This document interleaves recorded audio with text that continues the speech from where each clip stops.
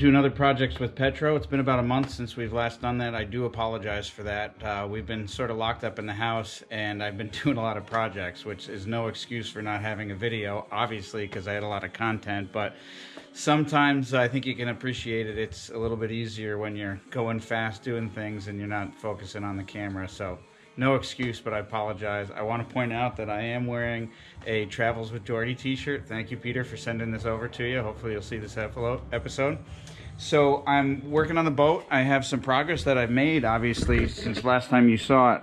I do have a video that I'll include that shows how I did that water line painted on there. I didn't have any content of how we flipped the boat over, but basically it wasn't too bad. We had 4 of us that we were going, but you can see the progress we made. On all of the construction of the boat. Basically where we're at now is I've got to do some finished trim work to get it ready to start sanding and painting, which is very, very exciting. So as we go in here to the top, this is an area I'm focusing on now, and I thought it'd be fun to show. The gun rail here was a little bit short. This is a 16-footer, and this boat's like 16 foot 5 inches. So it came to this point, and I said, well, let's make an opportunity to make a bow chalk. So that's what I'm doing. I've made this one. You can see how it went. I've also tested it, and I feel like it's a little bit too shallow. I didn't like when it was, it should have looked a little bit higher. So I think what I'm going to do is actually put a little fin that sticks out here like my finger to catch that rope. But I think that was kind of a interesting solution to solve that gun wall being too short, and I didn't want to buy a whole nother piece of mahogany and splice it together. So anyway, we're going to go ahead and make the other side of things and get going on more regular videos for you. What I'm doing here on the table saw, this is sort of a mock-up that I made. It's not actually tall enough, but it'll get my angles correctly. Oh, my phone is going off. Sorry about that. So what I'm doing here is I'm at the table saw, and I'm going to cut this bottom profile to start working on that. I took a chunk of the white oak, and I've cut it down with a table saw, and then I used my hand planer, I should say hand power planer, which is over here, if you can see that on the table.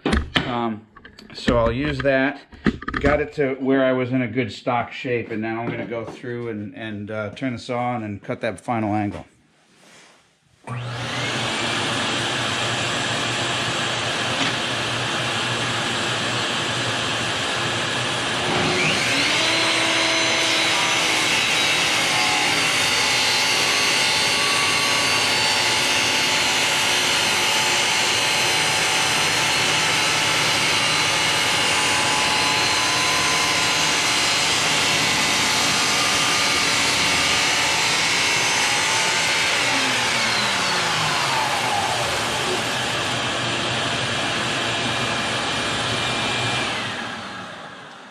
I stopped the saw there with the piece in it because I need to true up this saw a little bit. It's been a while since I calibrated it and made sure everything was square. And what I've noticed, if I'm doing a fine piece of woodwork here on a dull blade, if I push all the way through, I know I'll get some burnout here, but if I push all the way through, I tend to nip these corners, so that's why I stopped it. I'm also going to be sanding this down a little bit before I put on there and use the plane, so this sort of is my rough cut pass.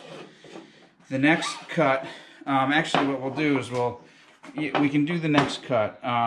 Before I do that, I was going to show you how it fits on the boat. But basically, I'm going to take this angle, which is the angle of the gun rail that runs into this piece or dies into this piece, so I'm going to cut it this way. And I'm just marking this. I actually already know this is a 12-degree angle. Because of trial and error on the last piece. So I'm glad I checked this. You'll see this is from the opposite side, so my angle doesn't match on this side because it's a mirror image of it. So this is the piece that I just cut, and I'm going to put the profile in there. So I will actually bring this to the table saw, or the chop box, rather than my miter box, and cut this angle of the 12 degrees going that way. See if I can get some light on there for you guys. Hope that's better. So now we're at the miter box, and like I said, here's that 12-degree angle that I'm going to cut into this piece to get that first profile. So I'll match this to my 12 degrees.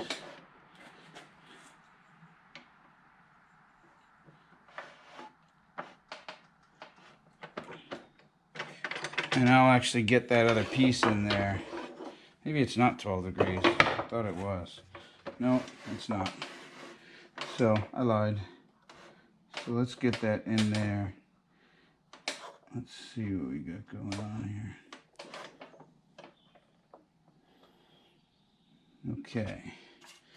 That actually is about 35 degrees, 36 degrees. So I'm just gonna, again, I'm matching this profile exactly. So I can just line this up to be exact to this, and we should get where we need to be. I don't want to use a lot of material, so I'm going to try to cut this as close to the block as I can. Like everything with my tools, I've been working on this project for a long time, so my blades are really dull, and I should buy new ones as I'm on the end of the project. But I found if I've back cut it a little bit, it takes care of the tear out.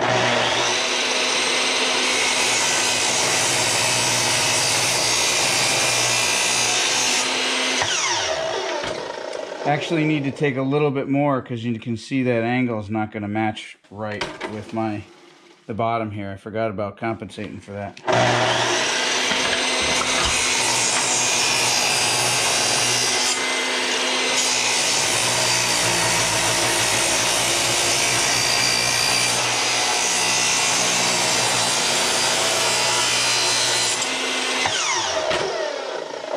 Now, there we have that piece. Let's go see how this fits.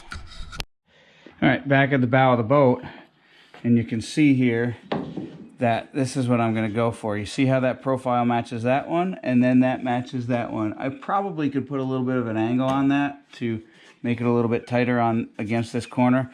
I'll fuss with that after I get the shape done. But if I match the other one, I drop this an eighth, quarter of an inch rather, have a 1/4 inch reveal, and now I'll need to start making the profile of the other side that I did. I'm back at the other side. Obviously I'm going to be using this for my match to it, and luckily it took me a while to sort of figure this one out as I went here, but now I'm just going to basically match it. So I got from the bottom point to that bottom point is 5 inches. So I need to just reverse all of this math, right? So if I find my pencil, give me a second, I gotta get a pencil. Okay, found my pencil. So I said 5 inches from that spot to that spot. In my mind, I need to reverse it. So I'm gonna go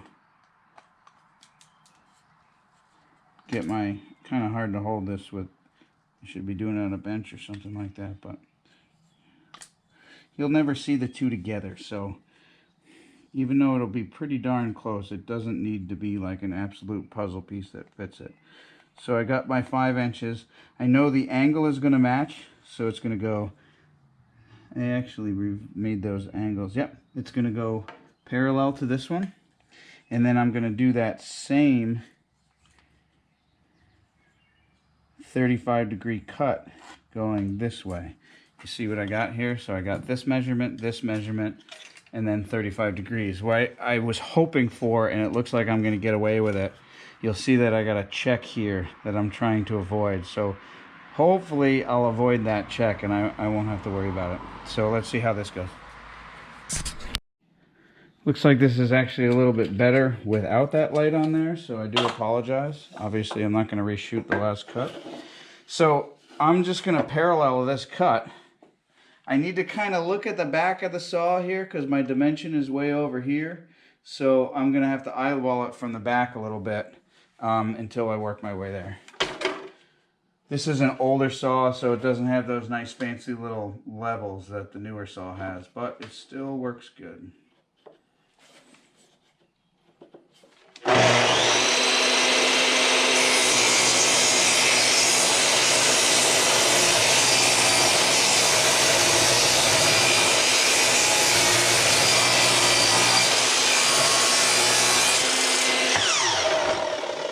See how close we got to my tick mark. See, I knew we were going to be out a little bit. You can see right there, I need to get in about, I don't know, another 1/4 of an inch or so, so I'll do that. The other thing that I tend to do, which there's a nuance you guys won't see. You see how I got different slots here for the adjustments? It's not meant for this, but I found when I don't really like using safety guards. They kind of get in the way of when I'm working. But what I definitely do is I put my hands or my fingers in a place in the saw to hold myself from pushing into the blade. So I'm dealing with a relatively small piece on a big saw here. So if this thing was to jump or pull into the saw, it'd be very easy for my hand to go in there. So what I always do, whether I'm on the table saw or this saw, is I find something to, you know, anchor my other fingers to, so that I can hold it firm, but I'll stop myself from the tendency to get digging a little bit deeper. So if you start working with this stuff and you haven't before, always try to position yourself comfortably and securely so you don't have an accident.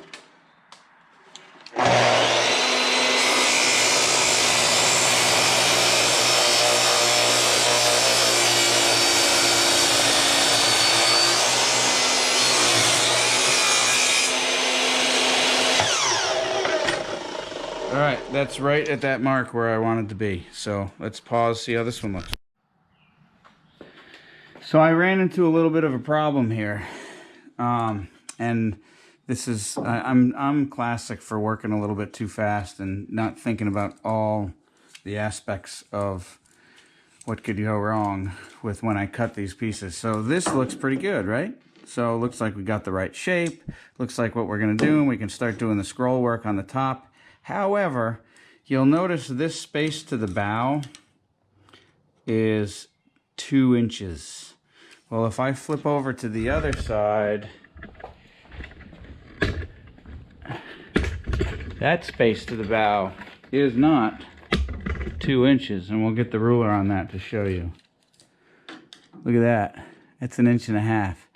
So what that tells me, which is kind of unfortunate, and you know, it's a boat built from scratch, so this is going to happen, is this gun wall is sticking a little bit more forward than that gun wall. So I'm not going to patch in another gun wall. This is already glued, so I could have cut this one shorter, which would have been the best thing to do, but I can't rip this off because this has been epoxied. So we're in a tough situation. So I think what I'm going to have to do is split the difference in this block. I hope it doesn't look too screwy.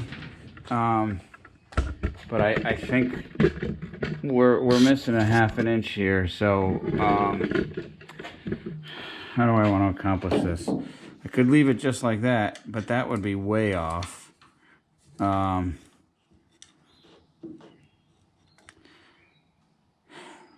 So I think I'm gonna recut another one of these blocks and make this block a 1/2 inch longer than the other one, which is a bummer because to get to this point, it took me quite a bit to get there. So I think what I'll do is I'll stop the video, I'll recreate another one of these pieces, and get back to this point and pick it up with you. I'll probably put it on time lapse so you can see how I went through that whole process, but we're probably about a 1/2 hour, 45 minutes of lost time here, but oh wait, it's how it goes.